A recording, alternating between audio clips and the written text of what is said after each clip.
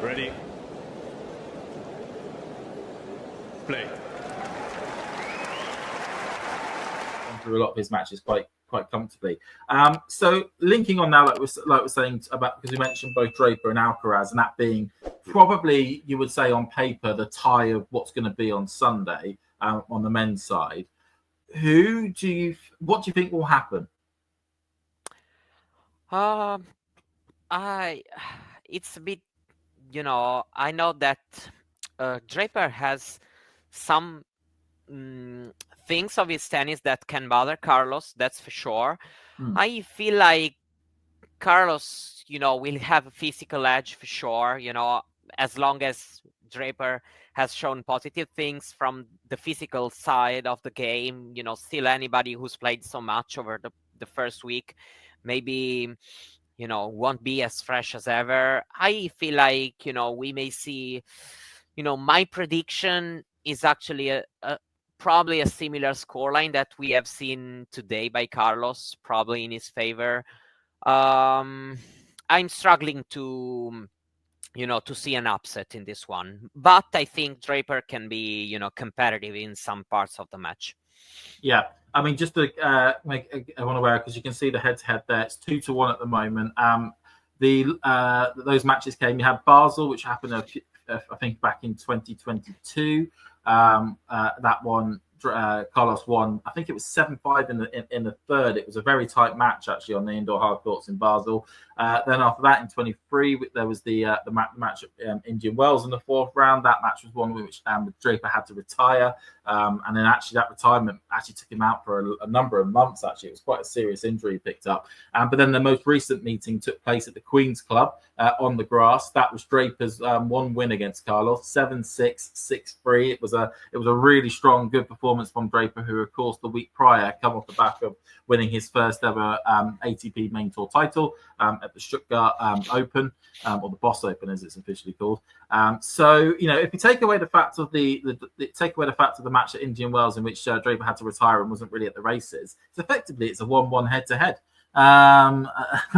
Not to sound like one of those weird, well, not to sound like one of those deluded people from Arsenal Fan TV or anything like that, with that sort of statement. But it's been a close contest, these two. I know these two, I think they're friends-ish off the court as well. I know they comment very positively on each other's Instagram posts. I mean, as you say, I don't see this being straight sets to either player. I would, as you say, I would favour Carlos, just certainly because of the amount of time that Draper spent on court, and there's still the physical ailments and the fact that Draper's still not fully up to speed. And I would guess we'd probably need to see Jack beating Carlos on some hard courts at best of 3 matches before we can commit to him being able to do it at the best of 5 level. But I certainly don't. If we come back to this maybe in a year and a half's time. I could see, certainly see it's been a very tight match. It could go either way. Both players bring out their best against each other. Yeah, I don't know. I feel like, as I said, I feel like it's a bit unlikely to see an upset in this one this time. I will be surprised, especially because the conditions seem to be quite slow this year, at least from what I've noticed, especially if it's played at night.